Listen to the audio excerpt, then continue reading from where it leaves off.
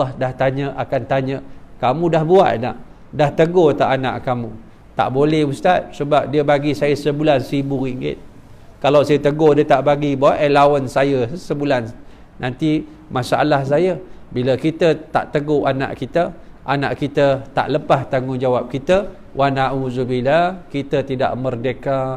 Lalu bila kita tak merdeka, anak kita dalam keadaan melakukan maksiat, kalau dia meninggal, wa na'udzubillah min dzalik.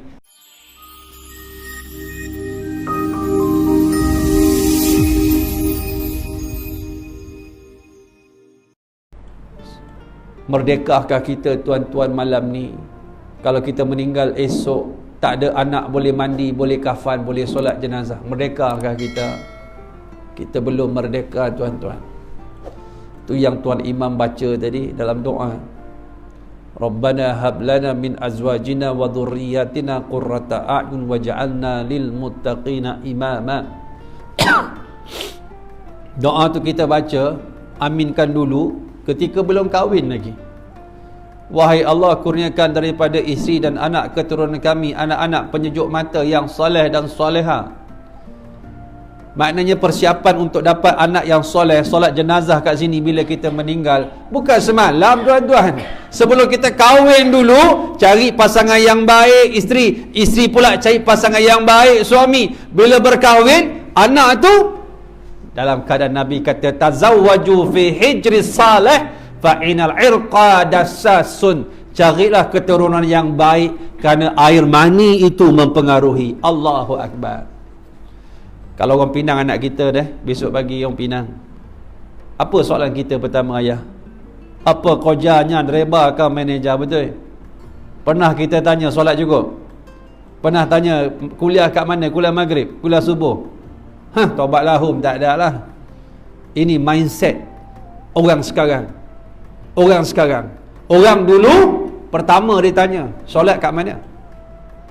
Sebab tu kerja menori getah berkat, buat bendang berkat. Esa binti Din, orang Kedah, anak 16, semua masuk universiti. Dia suami isteri buta huruf tuan-tuan, tak boleh baca, tak boleh tulis. Bila anak dia balik bawa report card, kalau merah dia tahulah tak lulus. Esah binti Din, 16 orang anak, menori getah, membesarkan anak dengan pisang dia lenyik bagi.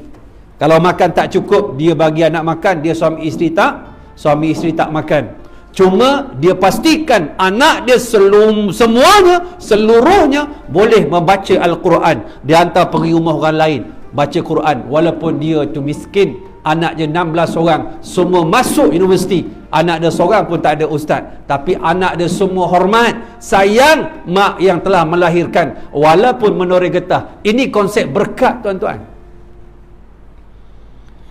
Kalau orang Pinang anak kita mari daripada Sudan, terima tak Sudan? Tuan Haji, Sudan orang hitam tak terima. Tapi orang Sudan yang Pinang ni ada 10 telaga minyak, terima tak? Oh, terima pula. Hebat Tuan Haji kita ni. Nak sebutnya apa? Apa yang kita cari dalam kehidupan kita, kita bina. Sebab tu kena ingat, itu tanggungjawab kita sebagai ayah, sebagai suami. Jadi tindakan kita balik rumah nanti, lepas sembahyang, kita ceklah rumah kita. Tengok rumah kita. Agak-agak kalau Nabi singgah rumah kita, Nabi masih hidup, Assalamualaikum warahmatullahi wabarakatuh. Nabi bagi Assalamualaikum, kita buka, Waalaikumsalam ya Rasulullah, ahlan bika ya Rasulullah, ahlan wassalam ya Rasulullah, tafadhal ya Rasulullah, tafadhal bijulus ya Rasulullah, masuklah ya Rasulullah. Dalam banyak-banyak rumah dekat Kuala Lumpur ni, kau datang rumah aku ya Rasulullah, kita peluk dia, kita cium pipi dia ya Rasulullah. Nabi masuk rumah kita, Nabi tengok rumah kita tak macam rumah orang Islam. Hancur hati Rasulullah. Quran tak ada, sejadah tak ada, anak buka aurat, seluarnya pendek, kakinya panjang, bajunya ketat, dadanya bidang, rambut berterbangan bak puntianak, macam puntianak gua musang.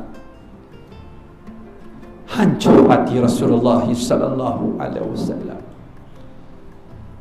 Hancur hati Nabi. Ini tanggungjawab kita. Yang terakhir, Allah sebut perkataan jahiliyah. Kita baca, kita tak panjang, saya tak dapat kupas banyak. Allah sebut dalam surah Al-Fath, surah pembukaan, ayat yang ke-26, surah 48, juzuk 26. Allah sebut, idh ja'alal ladhina kafaru fi qulubihimul hamiyah hamiyatal jahiliyah. Allah sebut perkataan jahiliyah. Keempat-empat perkataan jahiliyah dalam Al-Quran tidak merujuk kepada bodoh, tuan-tuan. Dia merujuk kepada orang yang degil, tak nak ikut petunjuk yang sudah diturunkan oleh Allah kepada nabinya sebelum Nabi Muhammad sallallahu alaihi wasallam. Sebab itu merdeka, arti kata lain, kita dapat membebaskan akidah kita daripada seluruh bentuk perkara yang namanya syirik dan perkara-perkara yang bertentangan dengan Islam itu sendiri. Itulah kemerdekaan yang dirubah di sini, di dalam hati umat Islam. Nabi bersihkan, wa yuzakkihim, ditazkiyahkan, bahawa agar kembali rujuk kepada Allah, Tuhan yang mutlak. Sebab itu bila kita tanya diri kita, tuan-tuan, puan-puan, muslimin, muslimat, Islam tu apa? Islam, adakah Islam agama? Kalau terjemah Islam itu agama, terjemah bahasa Arab millatun. Islam bukan agama. Islam ad-din, maliki yaumiddin, lakum dinukum waliyadin. Ad-din bukan agama.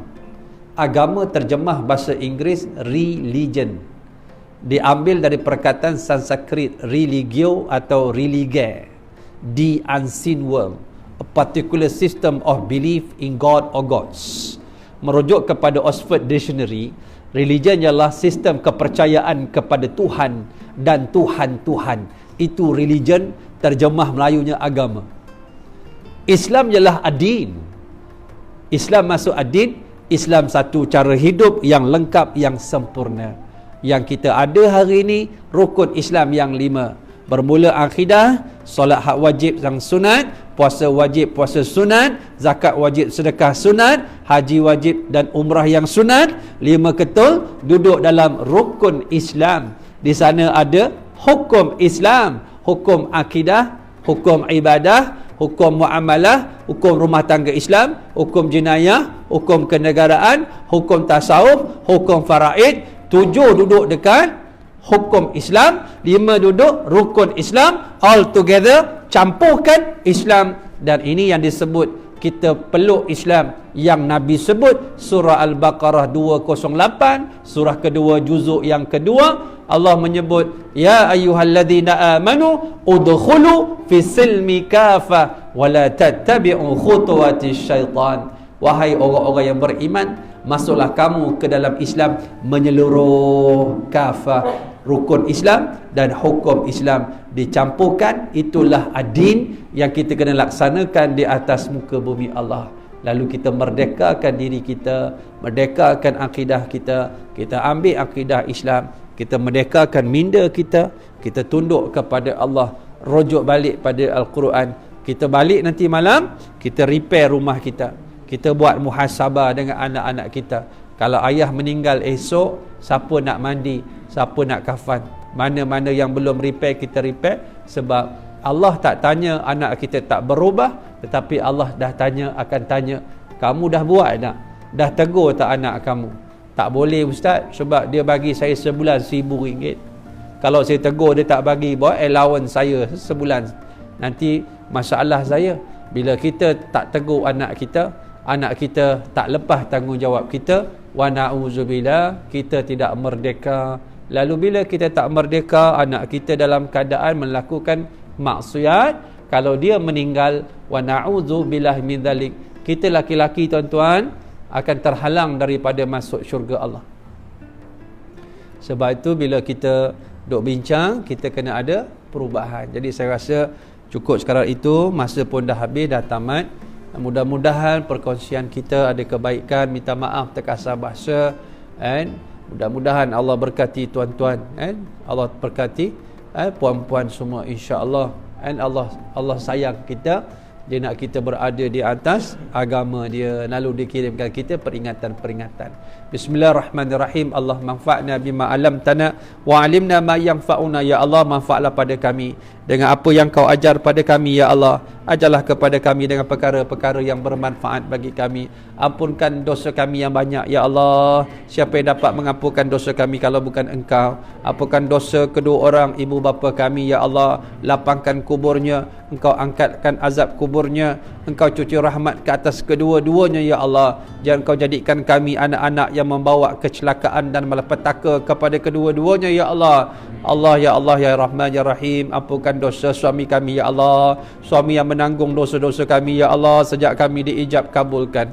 Ampunkan dosa isteri kami. Ya Allah, isteri yang banyak bersabar dengan karenah kami. Ya Allah, isteri yang bersusah payah dengan kami. Ya Allah, membina keluarga yang Engkau redai. Ya Allah, Ya Tuhan kami, ampunkan dosa anak-anak kami. Ya Allah, terkadang anak-anak kami jauh, Ya Allah, daripada agamamu. Engkau lembutkan hati mereka agar dapat rujuk balik kepadamu. Ya Allah, ampunkan dosa adik-beradik, sahabat, jiran-jiran kami, tok-tok guru kami yang mendidik kami. Ya Allah, mengenal Al-Quran. Ya Allah, Ya Tuhan kami, jadikan anak cucu zuriat keturunan kami anak-anak yang saleh, anak-anak yang salehah, beriman, bertakwa, mendirikan solat, menutup aurat, tahu membaca Al-Quran. Anak-anak yang boleh memandi, mengkafan, mendirikan solat jenazah untuk kami. Anak yang boleh membisik ke telinga kami kalimah la ilaha illallah ketika kami sedang sakratul maut, ketika kami sedang nazak. Ya Allah, anak yang boleh memimpin tangan kami ke syurgamu. Rabbana atina fid dunya hasanah wa fil akhirati hasanah wa qina adzabannar. Subhana rabbika rabbil izzati amma yasifun,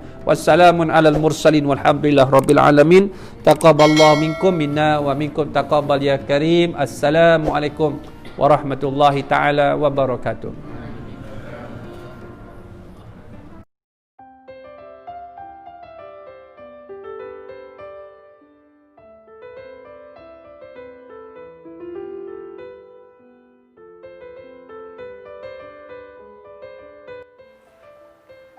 Terima kasih kepada semua para penyumbang. Syukran jazilan katsira. Jazakallahu khairal jaza. Minumlah Tanwir Koko terbaik.